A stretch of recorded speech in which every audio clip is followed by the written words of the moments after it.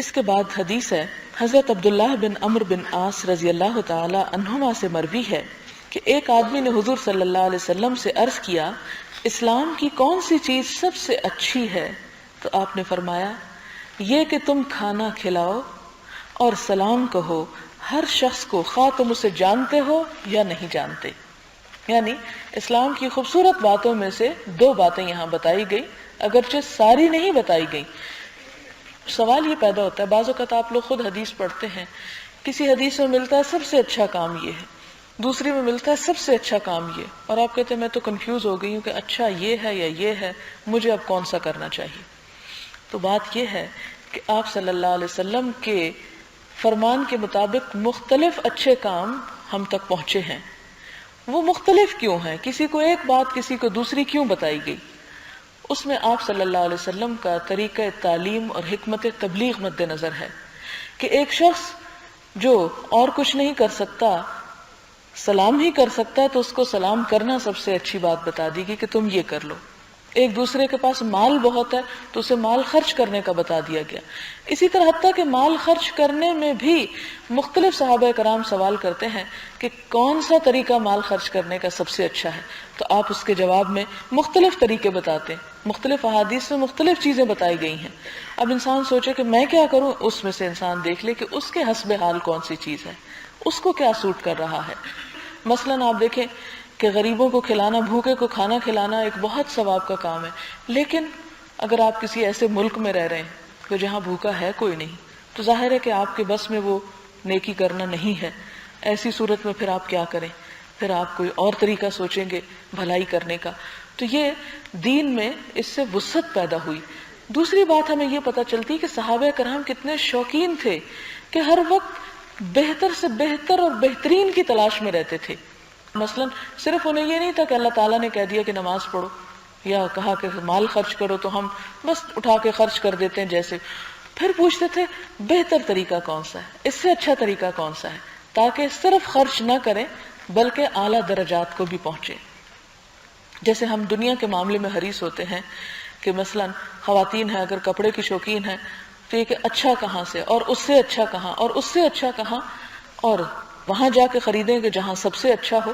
تو اسی طرح ہر چیز کے معاملے میں دنیا کے ہم بہترین کی تلاش میں رہتے ہیں، لیکن یہ ضرور سوچنا چاہیے کہ جن چیزوں کی بہترین کے لیے ہم تلاش بھی کرتے ہیں اور کوشش بھی کرتے ہیں وہ سب کچھ تو یہی رہ جائے گا، لیکن وہ جو ساتھ جائے گا اور وہاں انسان چاہے گا کہ اس کا گھر سب سے اچھا ہو، کہ جو گھر کبھی ختم نہیں ہوگا اور جو کبھی ضائع نہیں ہوگا، تو اس معاملے میں بھی یعنی نیکی صرف یہ نہیں کہ نیکی کر لی جائے، بلکہ نیکی کرتے ہوئے بھی یہ دیکھا جائے کہ اس سے بہتر طریقہ کیا ہے نیکی کرنے کا، اور اس تک پہنچنے کی کوشش کی جائے۔ اسی کے بارے میں قرآن پاک میں آتا ہے وَفِي ذَلِكَ فَلْيَتَنَافَسِ الْمُتَنَافِسُونَ، کہ ایک دوسرے کا مقابلہ کرنے والوں کو اس معاملے میں یعنی نیکی کے معاملے میں آگے بڑھنا چاہیے۔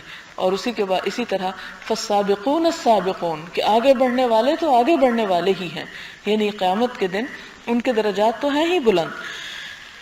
تو یہاں پر بھی 2 باتوں کا ذکر ہے کہ کھانا کھلاؤ اور ہر ایک کو سلام کرو، جس کو تم پہچانو اس کو بھی، اور جس کو نہیں پہچانتے اس کو بھی سلام کرو۔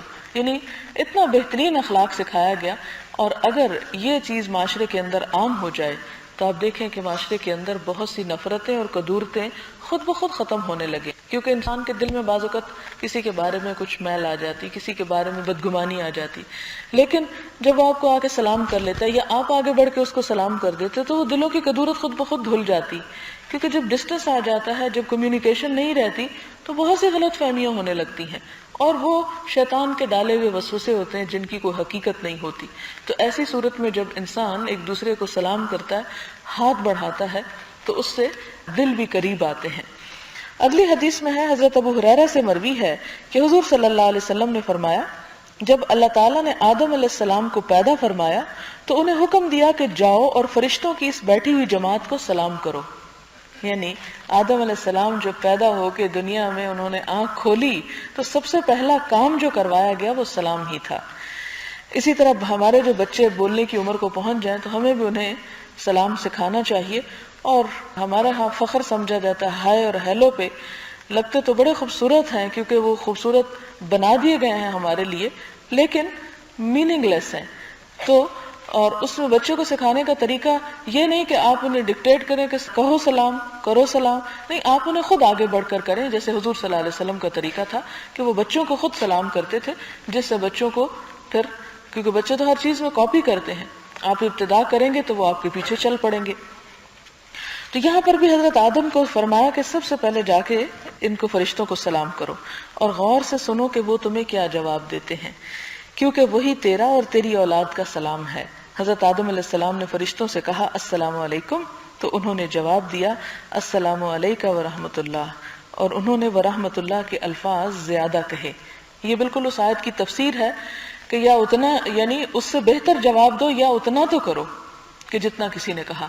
تو فرشتوں نے ایک لفظ اضافہ کیا کہ تم پہ سلامتی بھی اور اللہ کی رحمتیں بھی نازل ہوں۔ اس سے آپ دیکھیں کہ ذرا تصور میں لائیں کہ کس طرح اللہ تعالیٰ نے حضرت آدم علیہ السلام کو پیدا کیا، پھر اس میں خاص روح پھونکی، شعور اور عقل عطا کیا، خوبصورت شکل دی، اور پھر تمیز اور تہذیب اور اخلاق بھی سکھایا۔ یوں محسوس ہوتا ہے جیسے والدین اپنے بچے کو کہتے ہیں کہ جاؤ فلاں کو سلام کرو، تو بالکل اسی طرح اللہ تعالیٰ حضرت آدم علیہ السلام کو کہتے ہیں کہ جاؤ اور فرشتوں کو سلام کرو۔ اور پھر جس طرح ماں باپ اپنے بچوں کو مزید سکھاتے ہیں کہ جو وہ کہیں وہ یاد رکھنا، اسی طرح آدم علیہ السلام کو بھی کہا گیا کہ جو ان کا جواب ہوگا وہی تمہارے اور تمہاری اولاد کے کام آئے گا۔ اس کے بعد اگلی حدیث ہے، حضرت ابی عمارہ براء بن عازب رضی اللہ تعالی عنہما سے مروی ہے، فرمایا ہمیں حضور صلی اللہ علیہ وسلم نے 7 چیزوں کا حکم دیا ہے۔ نمبر 1 مریض کی بیمار پرسی کرنا، نمبر 2 جنازوں کے ساتھ جانا، نمبر 3 چھینکنے والے کو یرحمک اللہ کہنا، کمزور کی مدد کرنا، مظلوم سے تعاون کرنا یعنی جس پہ ظلم کیا جائے اس کی مدد، سلام کو پھیلانا، قسم کھانے والے کی قسم کو پورا کرنا، یعنی اگر کوئی شخص قسم دے تو اس قسم کو پورا کیا جائے، یعنی عہد پورا کیا جائے۔ اگلی حدیث حضرت ابو ہریرہ سے مروی ہے، فرماتے ہیں کہ حضور صلی اللہ علیہ وسلم نے فرمایا تم جنت میں داخل نہیں ہوگے جب تک تم ایمان نہ لاؤ، اور تم مومن نہیں ہو سکتے جب تک کہ تم ایک دوسرے سے محبت نہ کرو۔ کیا میں تم کو ایسی چیز بتاؤں جس پر تم عمل کرو تو ایک دوسرے سے محبت کرنے لگو؟ اپنے درمیان سلام کو پھیلاؤ۔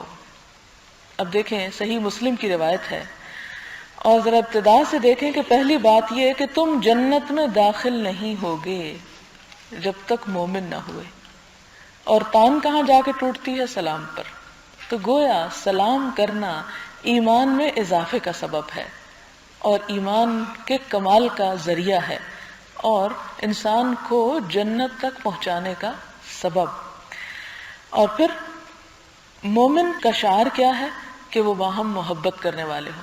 ایک اور حدیث میں آتا ہے، آپ صلی اللہ علیہ وسلم نے فرمایا کہ قیامت کے دن تم میں سب سے زیادہ میرے قریب وہ لوگ ہوں گے اپنے بیٹھنے کے اعتبار سے اور مجلس کے اعتبار سے کہ جو عاجز مزاج ہیں، یعنی عاجزی کے ساتھ دوسروں سے پیش آتے ہیں، تحمل کے ساتھ پیش آتے ہیں، اور الذین یألفون ویؤلفون، جو دوسروں سے محبت کرتے ہیں اور دوسرے بھی ان سے محبت کرتے ہیں، یعنی لوگوں کے دلوں میں بھی ان کی محبت ہے اور وہ بھی لوگوں کو چاہتے ہیں، کیونکہ چاہنے کا کام یک طرفہ نہیں ہو سکتا۔ آپ کسی سے محبت ڈیمانڈ نہیں کر سکتے کہ لوگوں مجھ سے محبت کرو، یہ طریقہ نہیں ہو سکتا۔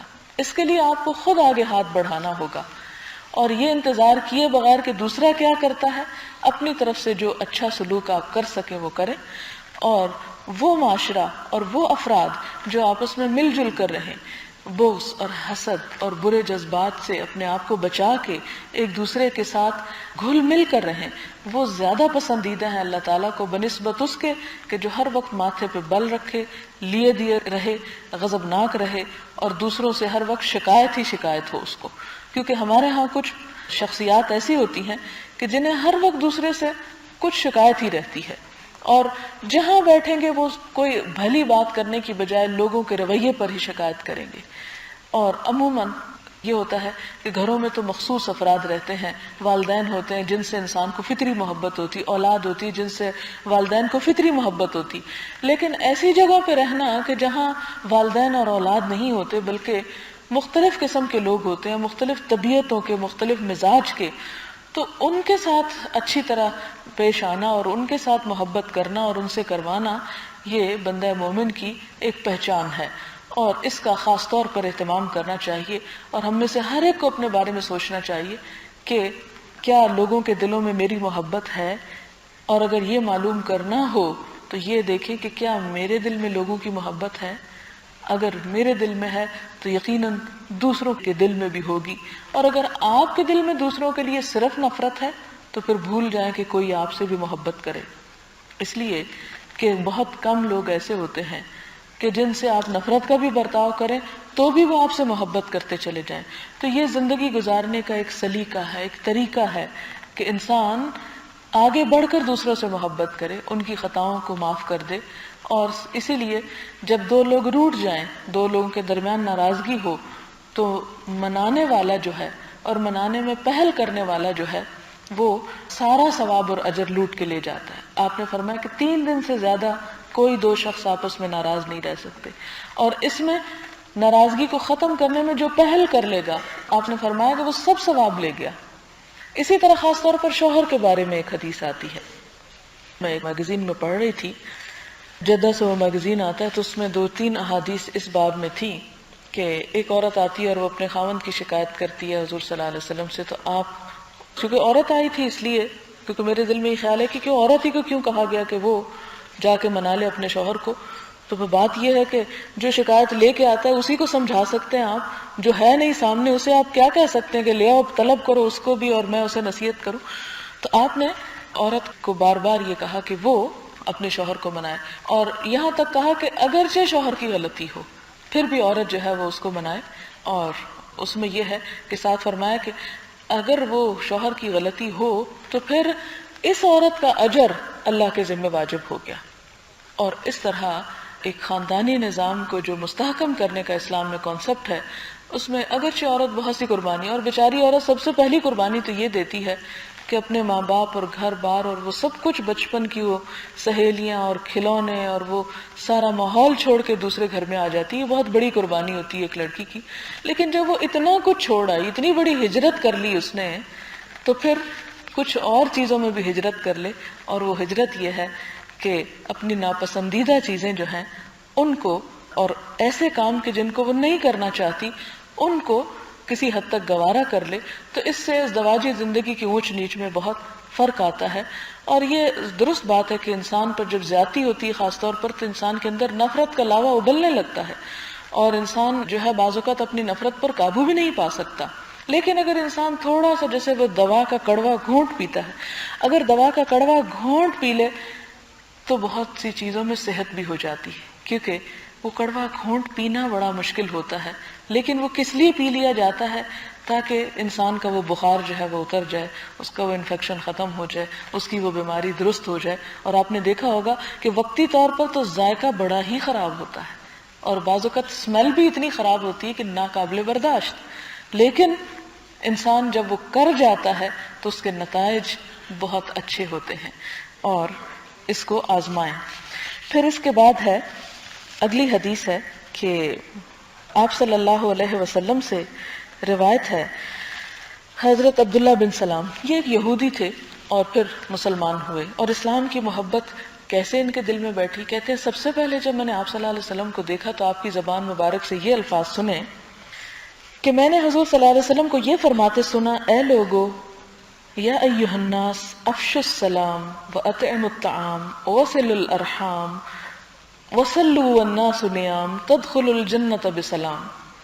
کہ لوگوں سلام کو عام کرو، مسکینوں کو کھانا کھلاؤ، صلہ رحمی اختیار کرو اور نماز پڑھو جبکہ لوگ سو رہے ہوں، تم سلامتی کے ساتھ جنت میں داخل ہو جاؤ گے. یعنی بغیر کسی خوف کے، یوں جیسے انسان اپنے گھر میں امن سے داخل ہوتا ہے، آخرت میں بھی جنت میں ایسے ہی آرام سے چلا جائے گا. لیکن اس کے لیے یہ 4 کام کرنے کی ضرورت ہے کہ سلام کو عام، یعنی ہر ایک کو سلام کرے، چاہے کسی کا منہ بنا ہوا ہے، کوئی جواب دینے کے موڈ میں ہے یا نہیں، انسان دل پہ پتھر رکھ کے کر دے، اور پھر نتیجے کا انتظار نہ کرے، اور یہ نہ سوچے کہ دوسرے نے رسپانس ہی نہیں دیا اور آئندہ تو میری توبہ کہ میں کبھی اسے سلام کروں، کہ نہیں، کرتا چلا جائے. اور یہی نفس پہ جبر کر کے جب انسان کو نیکی کرتا ہے، وہ ایک روایت میں آتا ہے کہ سب سے زیادہ اجر ہی اس کام کا ہے جس پر مشکل زیادہ ہوتی ہے، یعنی جس تکلیف جتنا ہے. اور جہاد کا کانسیپٹ یہ ہے کہ جتنی انسان اس میں دکھ اٹھاتا ہے اتنا ہی اس کا صلہ پاتا ہے. پھر اس کے بعد دوسری چیز یہ کہ مسکینوں کو کھانا کھلاؤ، یعنی جو بھی ضرورت. یہاں پر یہ مسکینوں کا لفظ بریکٹ میں انہوں نے لکھا ہوا، حدیث کے اصل الفاظ میں مسکین کوئی نہیں ہے، اس لیے میں اس حدیث کو عام معنوں میں لیتی ہوں اور عورتوں کو خاص طور پر تسلی دلایا کرتی ہوں کہ وہ جو اپنے بھوکے بچوں کے لیے یا شوہر کے لیے کھانا تیار کرتی ہیں یا لگاتی ہیں یا اس میں محنت کرتی ہیں اور پسینہ بہاتی ہیں، اس کا بھی اجر اور ثواب کچھ کم نہیں ہے. اور اگر کہیں باہر وہ کھلانے کے لیے نہیں بھی جا رہی قریبوں کی بستی میں، تو گھر میں جو بچے ہیں وہ بھی ضرورت مند ہیں اور ان کو کھلانا بھی اجر و ثواب کا کام ہے. اور اسی طرح مہمانوں کو، رشتہ داروں کو اور ضرورت مندوں کو، تو جس کو بھی کھلاؤ. اطعموا الطعام سمپل لفظ ہے کہ کھانا کھلاؤ، اس میں شرط نہیں لگائی گئی کہ کس کو اور کس کو زیادہ ثواب ہے. وہ الگ بات ہے کہ جب ضرورت مند کو دیا جاتا ہے تو دگنا ثواب ہو جاتا ہے، ایک کھلانے کا، بھوک مٹانے کا، اور دوسرا اس کی ضرورت پوری کرنے کا. اور پھر اسی طرح صلہ رحمی اختیار کرو کہ رشتہ دار اگر تمہارے ساتھ اچھا سلوک نہیں بھی کرتے تو تم اپنی طرف سے اچھا کرتے رہو. تم اپنے سلوک کو یہ مت سوچو کہ وہ مجھ سے اچھا کریں گے تو میں ان سے اچھا کروں گا، نہیں کریں گے تو نہیں. جس طرح انسان دوستوں کی خاطر، بعض اور رشتوں کی خاطر باتیں سہ جاتا ہے، اسی طرح انسان اپنے رشتہ داروں کی بھی سہ جائے، کیونکہ رشتہ داروں میں اتنی کلوزنس ہوتی ہے کہ اس میں بعض اوقات ایسی باتیں سننی پڑ جاتی ہیں کہ جو انسان دوسرے سے ایک ڈسٹنس کے ساتھ ہی کرتا ہے، تو معاملات زیادہ بگڑتے ہیں. اور نماز پڑھو جب کہ لوگ سو رہے ہوں، یعنی تہجد کی طرف اشارہ ہے. اور میں یہ صفات جس میں آ گئیں وہ بے خوف ہو گیا.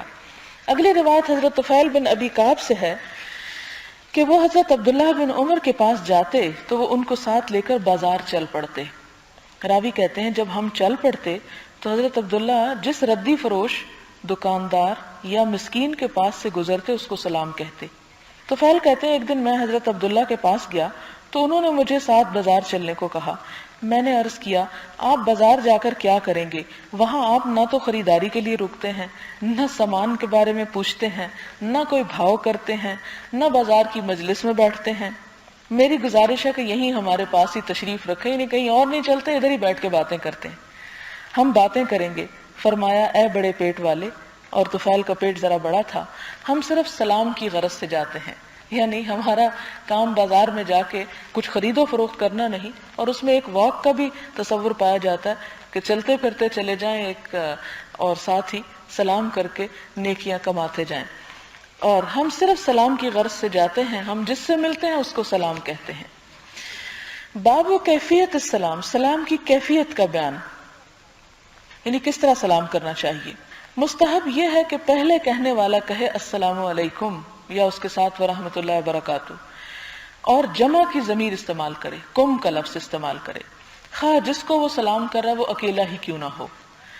اور جواب دینے والا وعلیکم السلام ورحمۃ اللہ وبرکاتہ کہے، اور سلام کرنے والا السلام علیکم کہے گا، اور جواب دینے والا وعلیکم السلام، یعنی وہ السلام علیکم بعد میں اور یہ علیکم پہلے اور السلام بعد میں. لفظ وہی ہیں لیکن تھوڑا سا ہیر پھیر ہے اور صرف واو کا اضافہ ہے. حضرت عمران بن حسین رضی اللہ تعالی عنہما سے مروی ہے، فرمایا ایک آدمی حضور صلی اللہ علیہ وسلم کی خدمت میں حاضر ہوا اور کہا السلام علیکم. حضور صلی اللہ علیہ وسلم نے اس کا جواب دیا اور وہ شخص بیٹھ گیا. حضور صلی اللہ علیہ وسلم نے فرمایا 10. پھر ایک شخص آیا، اس نے کہا السلام علیکم ورحمۃ اللہ. آپ نے اس کے سلام کا جواب دیا، پھر وہ بیٹھ گیا تو آپ نے فرمایا 20. پھر ایک اور شخص آیا، اس نے کہا السلام علیکم ورحمۃ اللہ وبرکاتہ. آپ نے سلام کا جواب دیا، وہ بیٹھ گیا، آپ نے فرمایا 30. یہ 10 20 30 دراصل نیکیاں تھیں جو ہر ایک کے لیے آپ نے بیان فرمائی. اور اس میں یہ کہ ہر سچویشن اور ہر وقت یہ ممکن نہیں، لیکن جب سب مجلس لگی ہوئی ہو اور ایک بے تکلفی کی فضا ہو تو اس میں لمبا سلام کر لینے میں بھی حرج نہیں ہے، لیکن اسے مذاق نہیں بنانا چاہیے. کیونکہ ہمارے ہاں السلام علیکم کی حد تک تو ٹھیک، لیکن جو ورحمۃ اللہ وبرکاتہ کرتا ہے وہ ایک عموماً مذاق کے انداز میں کیا جاتا ہے، اور شاید کرتے ہوئے ایک جھجک محسوس ہوتی ہے، اس لیے اس کو لائٹلی لیتے ہیں، حالانکہ وہ مزید 20 نیکیوں کا سبب ہے. حضرت عائشہ صدیقہ رضی اللہ تعالی عنہا سے مروی ہے، فرماتی ہیں مجھے حضور صلی اللہ علیہ وسلم نے فرمایا یہ جبریل تمہیں سلام کہتے ہیں، اور صدیقہ فرماتی ہیں میں نے عرض کیا وعلیہ السلام ورحمۃ اللہ وبرکاتہ۔ کیا خوش قسمت تھے وہ لوگ۔ پھر اس کے بعد ایک اور حدیث ہے، حضرت انس رضی اللہ تعالیٰ عنہ سے مروی ہے، حضور صلی اللہ علیہ وسلم جب کلام فرماتے تو اس کو 3 مرتبہ دہراتے تاکہ لوگ آپ کی بات سمجھ سکیں، اور جب کسی جماعت کے پاس تشریف لے جاتے اور انہیں سلام کہتے تو 3 مرتبہ سلام کہتے۔ یہ 3 مرتبہ دہرانے کی بات یہ نہیں کہ آپ اگر ایک جملہ بھی بول رہے ہیں تو 3 دفعہ ہر جملہ بول رہے ہیں، اس سے مراد یہ کہ جب آپ تعلیم دیتے تھے تو اس وقت آپ 3 دفعہ بھی بات فرماتے، اور 3 اس لیے بھی کہ لوگوں کے پاس لکھنے کے لیے کاغذ نہیں ہوتے تھے، آپ کی احادیث کو سن سن کر ہی یاد رکھا گیا۔ تو اس سے آپ دیکھیں کہ اس میں بھی حدیث کی اوتھینٹسٹی کے بارے میں ایک دلیل ملتی ہے کہ سب سے پہلے جب آپ نے سکھائی بات، جیسے کوئی دعا سکھا رہے ہیں یا کوئی بات سمجھا رہے ہیں، تو آپ 1 مرتبہ نہیں 3 مرتبہ تک دہراتے، اور عموماً 3 مرتبہ سنی ہوئی بات جو ہے وہ یاد ہو جاتی ہے۔ پھر اس کے بعد یہ کہ صحابہ کرام اس کو ذہن نشین کر لیتے، حضور صلی اللہ علیہ وسلم جب گھر تشریف لے جاتے تو آپس میں بیٹھ کر پھر انہیں باتوں کو دہراتے اور ایک دوسرے کی غلطیاں نکالتے کہ آپ نے یہ نہیں یہ فرمایا تھا، اسی لیے آپ کی احادیث پر لفظ بلفظ روایت ہوئی۔ اس کے بعد اگلی حدیث ہے کہ حضرت مقداد رضی اللہ تعالیٰ عنہ سے مروی ہے، وہ اپنی طول حدیث میں بیان کرتے ہیں ہم حضور صلی اللہ علیہ وسلم کے حصے کا دودھ رکھ دیتے تھے، آپ رات کو تشریف لاتے تو سلام کہتے، آپ سونے والوں کو نہ جگاتے اور جو جاگ رہے ہوتے ان کو آپ سلام کے الفاظ سناتے۔ پس ایک دن حضور صلی اللہ علیہ وسلم تشریف لائے اور اسی طرح سلام کہا جس طرح سلام کہا کرتے ہیں۔ یہاں ایک بات یہ پتہ چل رہی ہے کہ سلام صرف جاگتے لوگوں کو کرنا چاہیے، یہ نہیں کہ انسان لیٹ نائٹ گھر آئے اور پھر ایک ایک کو جگا کے کہے کہ السلام علیکم، اس آنے کی اطلاع نہیں دینی چاہیے، نہیں دوسروں کو نیند سے ڈسٹرب نہ کیا جائے، اور پھر آہستہ آواز میں بھی سلام کیا جائے۔ حضرت اسماء بنت یزید رضی اللہ تعالی عنہا سے مروی ہے کہ حضور صلی اللہ علیہ وسلم ایک دن مجلس میں سے گزرے، عورتوں کی ایک جماعت بیٹھی تھی، آپ نے سلام کے ساتھ ہاتھ کا اشارہ کیا، کیونکہ زیادہ لوگ تھے اور آپ گزر رہے تھے۔ 2 باتیں اس سے پتہ چلتی، ایک تو یہ کہ مرد عورتوں کو سلام کر سکتے ہیں، یعنی جیسے بیٹھی ہیں کہیں اور کوئی مرد آیا ہے تو وہ سلام کر سکتا ہے، اس میں حرج نہیں۔ دوسری بات یہ کہ بعض اوقات سلام کے ساتھ ہاتھ کا اشارہ بھی کیا جا سکتا ہے، اور اس میں یہ ہوتا ہے کہ بعض اوقات لوگ دور ہوتے ہیں اور وہ آپ کے منہ سے نکلے ہوئے الفاظ نہیں سن سکتے، مثال کے طور پہ آپ گاڑی میں بیٹھ چکے ہیں اور رخصت ہو رہے ہیں یا پہنچے ہیں اور شیشے کے باہر آپ کی آواز نہیں جاتی تو ہاتھ سے بھی آپ سلام کر سکتے ہیں، یعنی سلام اور اشارہ دونوں کو جمع کیا گیا ہے یہاں۔ اسی طرح آپ صلی اللہ علیہ وسلم نے فرمایا لوگوں میں سے اللہ تعالیٰ کے زیادہ قریب وہی شخص ہے جو ان کو پہلے سلام کرے، یعنی اللہ تعالیٰ کا پسندیدہ اور قریب کون ہے؟ جو سلام میں پہل کرے، صرف جواب دینے والا نہ ہو بلکہ ابتدا کرنے والا ہو۔ اگلی حدیث ہے حضرت ابی جری الحجیمی رضی اللہ تعالیٰ عنہ سے مروی ہے، فرمایا میں حضور صلی اللہ علیہ وسلم کی خدمت میں حاضر ہوا اور عرض کیا علیک السلام یا رسول اللہ، آپ نے فرمایا علیک السلام نہ کہو کیونکہ یہ مردوں کا سلام ہے، یعنی قبرستان میں اس طرح کا سلام کہتے ہیں، زندہ لوگوں کو اس طرح کا سلام نہیں کہا جاتا۔ اور یہاں پر نام لے کے بھی اس نے کہا جس سے اگلے آداب میں وہ بات آ جائے گی۔ حضرت ابو ہریرہ سے روایت ہے سوار پیادے کو سلام کرے، پیدل چلنے والا بیٹھے ہوئے کو سلام کرے۔ اب ذرا یہ نوٹ کر لیں کہ سوار یعنی جو گاڑی پر ہے یا کسی اور سواری پر ہے تو وہ رستے میں جو پیدل جا رہے ہیں سوار کو سلام کرنا چاہیے۔ کیوں؟ اس کی وجہ یہ ہے کہ سوار تیزی سے گزر جائے گا، اور جو پیدل چلنے والے ہیں اگر وہ سوار کو سلام کریں گے تو اس میں کئی قسم کی مشکلیں پیش آ سکتی ہیں، ہو سکتا ہے کہ وہ تیزی میں وہ سن نہ سکے، اور دوسری بات یہ کہ جب انسان سواری پر ہوتا ہے تو بعض اوقات پیدل چلنے والے اسے اپنے سے کم تر نظر آتے ہیں، تو اس تکبر کو ختم کرنے کے لیے بھی اسے حکم دیا گیا کہ وہ سلام کرے۔ اسی طرح پیدل چلنے والا بیٹھے ہوئے کو سلام کرے، یعنی آنے والا مجلس کو، تھوڑے آدمی زیادہ آدمیوں کو سلام کریں، یعنی ایک جب آئے تو وہ سلام کرے، نہ کہ سب. جیسے عموماً ہمارے یہاں اسکولوں میں کیا ہوتا ہے، ٹیچر کلاس میں داخل ہوتا ہے اور سب بچے سلام کرتے ہیں، حالانکہ اس کے الٹ ہونا چاہیے. ٹیچر کو سلام کرنا چاہیے، جیسے کہ حضور صلی اللہ علیہ وسلم خود بچوں کو سلام کرتے تھے، اور بچوں کو اس کا جواب دینا چاہیے. اسی طرح بخاری کی ایک روایت میں یہ الفاظ بھی کہ چھوٹا بڑے کو سلام کرے، یعنی بچوں کو یہ سکھانا چاہیے کہ وہ بڑوں کو سلام کریں، لیکن بڑوں کے بھی بچوں کو سلام کرنے میں حرج کو نہیں، خصوصاً جب بچے زیادہ اور بڑا ایک ہو، اور دوسری طرف جب سکھانے کا موقع ہو. حضرت ابو امامہ سدی بن اجلان الباہلی سے روایت ہے، فرماتے ہیں کہ حضور صلی اللہ علیہ وسلم نے فرمایا، لوگوں میں سے اللہ تعالیٰ کے زیادہ قریب وہ شخص ہے جو سلام میں پہل کرے. اسی طرح ابو امامہ سے روایت ہے، عرض کیا گیا یا رسول اللہ، دو آدمی آپس میں ملے تو کون پہلے سلام کرے؟ فرمایا جو ان میں سے اللہ تعالیٰ کے زیادہ قریب ہے وہ پہل کرے. اگلا باب ہے باب استحباب اعادت السلام علی من تکرر لقاؤه علی قرب بان دخل ثم خرج ثم دخل فی الحال او حال بینہما شجرۃ ونحوها. تھوڑی دیر میں اگر دوبارہ ملاقات ہو، مثلا اندر داخل ہو پھر باہر نکلے، اور ساتھ ہی پھر اندر داخل ہو، یا ان کے درمیان درخت حائل ہو جائے، تو ان تمام صورتوں میں دوبارہ سلام کرنا مستحب ہے، لازم نہیں، فرض نہیں، لیکن اگر کوئی کرے تو پسندیدہ ہے. حضرت ابو ہریرہ سے روایت ہے کہ نماز میں بھول جانے والے آدمی کی حدیث میں بیان کرتے ہیں کہ وہ شخص آیا، اس نے نماز پڑھی، پھر حضور کی خدمت میں حاضر ہوا اور سلام عرض کیا. آپ نے سلام کا جواب دیا اور فرمایا واپس جاؤ اور نماز پڑھو، کیونکہ تم نے نماز ٹھیک نہیں پڑھی. وہ شخص لوٹ گیا اور نماز پڑھی، پھر آیا اور حضور صلی اللہ علیہ وسلم کی خدمت میں سلام کیا، حتیٰ کہ اس نے 3 مرتبہ ایسا کیا.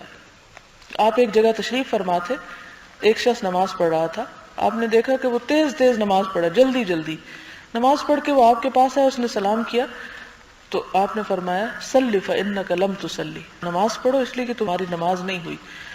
پھر پڑھی، پھر اسی طرح، پھر تیسری مرتبہ، تو پھر آپ نے اس کو طریقہ بتایا کہ نماز جو ہے وہ کس طرح ہوتی ہے. اگلی حدیث ہے، حضرت ابو ہریرہ سے مروی ہے کہ آپ صلی اللہ علیہ وسلم نے فرمایا جب تم میں سے کوئی شخص اپنے بھائی کو ملے تو اس کو سلام کرے، اگر ان کے درمیان درخت، دیوار یا پتھر وغیرہ حائل ہو، پھر اسے ملے تو دوبارہ اس کو سلام کرے.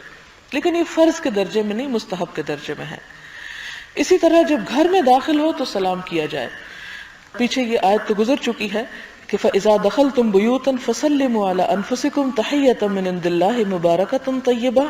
اس سلسلے میں حدیث ہے، حضرت انس سے مروی ہے کہ آپ صلی اللہ علیہ وسلم نے فرمایا اے بیٹے، جب گھر میں داخل ہو تو گھر والوں کو سلام کیا کرو، یہ تمہارے لیے بھی اور تمہارے گھر والوں کے لیے بھی باعث سے برکت ہوگا، یعنی گھر کی برکت کا ایک طریقہ ہے.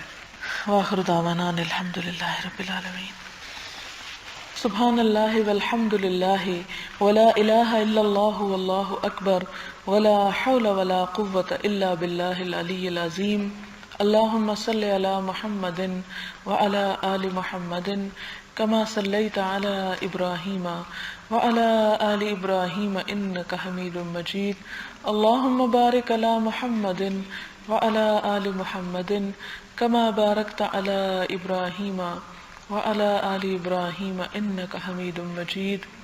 ربنا آتنا في الدنيا حسنة وفي الآخرة حسنة وقنا عذاب النار. ربنا لا تزغ قلوبنا بعد إذ هديتنا وهب لنا من لدنك رحمة إنك أنت الوهاب. اللهم لا مانع لما أعطيت ولا معطي لما منعت ولا ينفع ذا الجد منك الجد. ربنا هب لنا من أزواجنا وذرياتنا قرة أعين واجعلنا للمتقين إماما. رب أعوذ بك من همزات الشياطين وأعوذ بك رب أن يحضرون.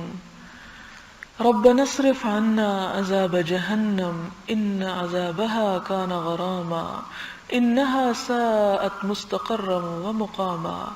اللهم إنا نعوذ بك من عذاب القبر ونعوذ بك من عذاب جهنم ونعوذ بك من فتنة المسيح الدجال ونعوذ بك من فتنة المحيا والممات. اللهم إنا نعوذ بك من المأسم والمغرم. اللهم أنت ربي لا إله إلا أنت خلقتني وأنا عبدك وأنا على عهدك ووعدك ما استطعت.